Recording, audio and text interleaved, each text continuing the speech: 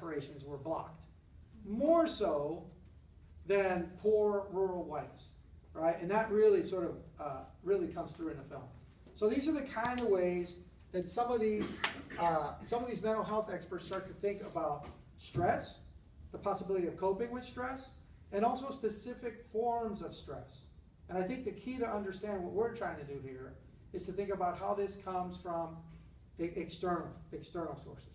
So a good way, I think, for our public health students and the students in this class to think about this, you guys have all done this, but as is made mention in the book, one of the first sociologists to think about these issues was our own Emile Durkheim, right? And I think it's important to sort of revisit briefly what Emile Durkheim was up to.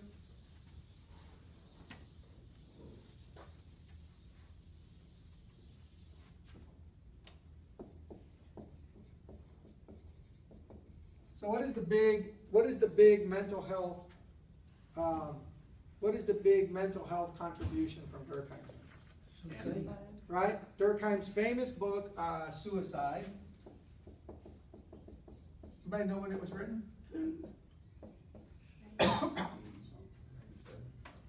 90s? No, it was not written in the late 90s. When was it written? Oh, what did you guess? 97? Wow, my man. Oh, yeah, it's made that.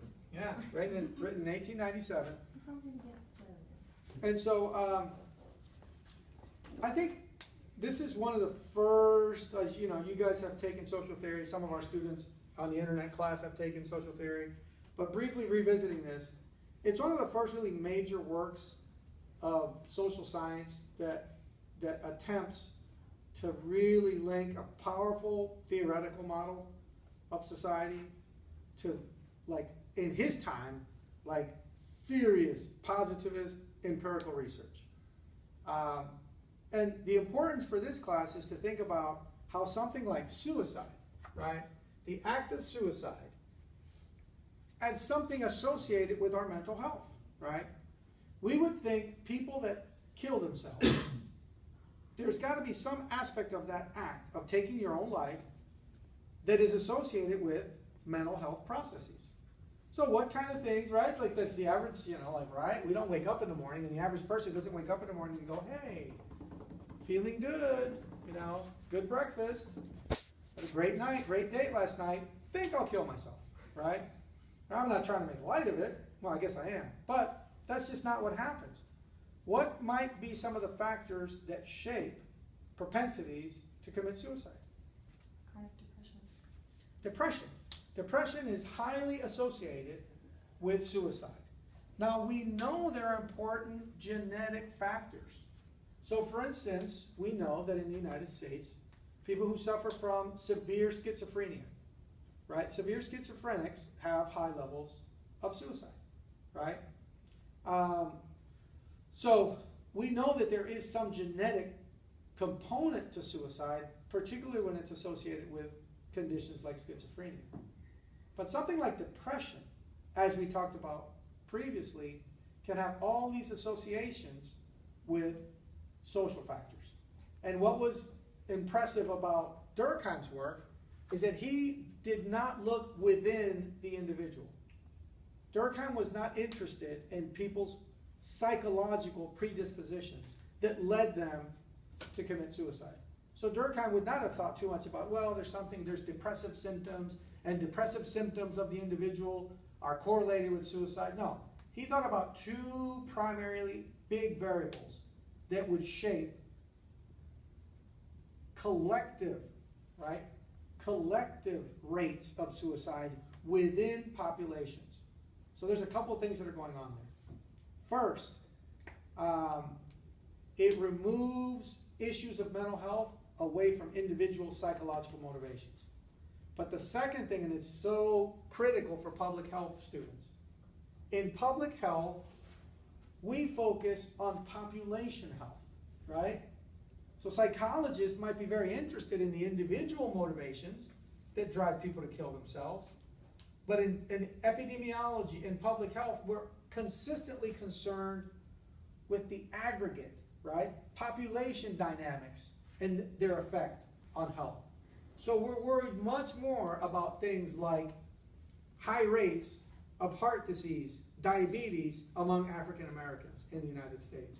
High rates, frankly, of mental health, of psychological distress among Hispanics in the United States, right? As populations, we're concerned with those impacts and those outcomes. So Durkheim was interested in the population dynamics surrounding suicide. And he focused on two key variables. You remember what those were? Two key drivers, social drivers of suicide. Remember those? Let's call them, which is often a word. Enemy, stuff like that. Those are the actual types of suicide that he identified. I can't spell, that's okay. If they fixed the damn bulb, I wouldn't have to. Two big social determinants. Levels of integration, right? And what was the second one? And regulation. For Durkheim, both integration and regulation could be low or they could be high, right? And when I say low or high, Durkheim is talking about a population dynamic. He's talking about a social context of health, right? What he means by low integration is socially, right, low levels of integration. So you can be an individual, so for Durkheim,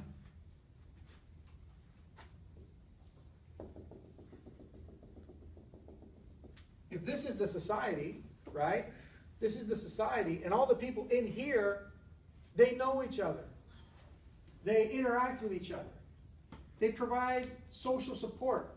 Earlier you were talking about social support that you get during this time of year, religious support. If you're here, one of these people is going to be highly integrated.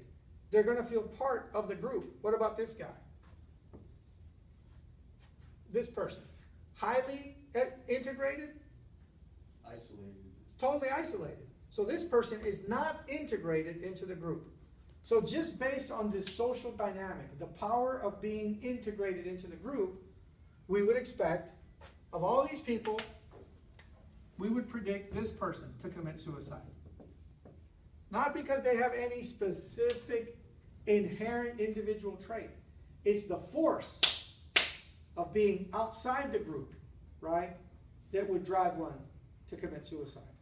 On the other hand, Durkheim has the same reasoning for regulation. You can be in a circumstance where there's no regulation whatsoever, right? You're free to do as you want, do anything you please, or you can be very highly regulated, where you're told what to do constantly. We would expect people in highly regulated circumstances to commit very high levels of suicide. What would be an example of people who are highly regulated? Prison.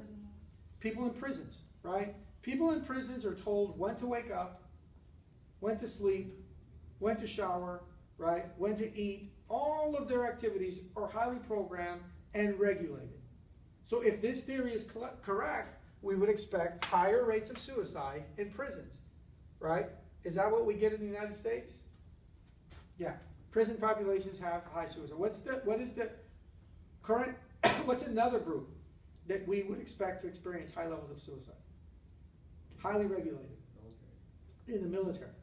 The military right now is seeing, like, I have heard it on television called epidemic rates of suicide in the military, in the American military right now. And some people argue it's not so much the continued deployments as it is when you're in these deployments, levels of regulation are very high, right? And you're constantly on edge. You can imagine those levels of stress would go through the roof. But we do know that suicide rates are very high in military personnel. But on the other hand, Durkheim would argue you don't want to go the other extreme either, right? The lack of regulation is also not good, right? When you're not regulated whatsoever, your suicide rates are going to be higher. So he hypothesizes in the book, interestingly, that married men, that single men, will have higher rates of suicide than married men, right? Single men will have higher rates of suicide based on regulation. Why? You have low regulation when you're single. Family structure. Yeah, you're thinking tautologically today. Single men have low regulation. What is it that regulates the married guy? Family? Family, right? Family regulates your life, right? It kind of get your ass up, you know, gotta go to work, you know, take your fucking kids to the doctor. Yeah, you gotta do all these chinsy things when you're married. It regulates you. But in that sense, it's a kind of a proper, adequate type of regulation, right? And in fact, you could write an interesting theoretical paper about this whole coping, stress coping thing, or in this theory. Because Durkheim argued is when you're here, when you're not regulated and you're single, you're young, you want it all, right? You want everything. You want to be famous. You want to be a great artist. You want to go to Princeton. You have dreams, right? And so what's that other thing we just talked about? The goal-striving stress is super high because you want all this stuff. You're a dreamer, right? What marriage does, it just yanks you. It just kills your dreams, right? Marriage kills your freaking dreams. And you know what? At some level, that's probably a good thing because it just moderates you. And your goal-striving stress, you're done with goals, right? If you can get home in one piece and get a fucking meal on the table, you're good to go. And you'll wake up tomorrow and do the whole thing all over again. So in that sense, marriage as a social institution moderates the individual, particularly for Durkheim. For Durkheim. Remember, he's writing in 1897. Particularly for males, particularly for men, marriage moderates them, gives you a sense of balance in your life so that you're less likely to kill yourself. Okay, let's talk about one last thing. One last issue that is brought up consistently in this book is the notion of, speaking of how it is, so the whole point of this, and your book, our book in this class, doesn't get into all the types of suicide. Anomic, fatalistic, so we don't need to worry about that. I'm mainly concerned that students understand integration, regulation, Durkheim's work on suicide, that he was interested in entire populations, right? And how the social forces, social determinants lead to high and low suicide rates. That's good enough. Another source of external stress that entire populations feel is again connected with this idea of the unequal society, and that is social stratification, right? The idea of social stratification.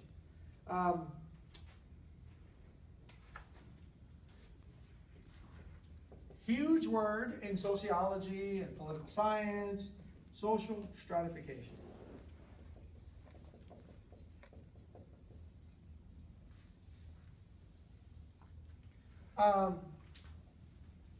Stratification, it comes from the word stratify, right? Sort of like, what's that? What are those people that dig up rocks? What are they called? Geologists, right? Geologists. The strata, right? The layers of soil.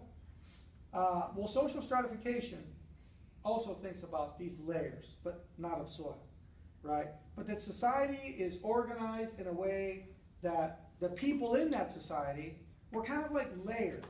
Now, not physically layered on top of each other, right?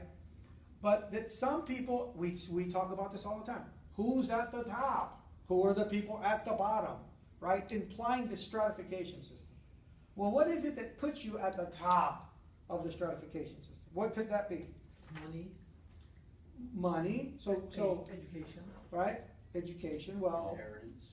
but is it, what's that? Inheritance. So money, inheritance, education. But everybody, other than inheritance, everybody in this room has money, and everybody here has money, right? We all have money.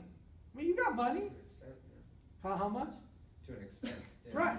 So everybody got money. I hope you got some money. I mean, it could be a quarter, but you got money, right? It could be $100 in the bank, but you got money.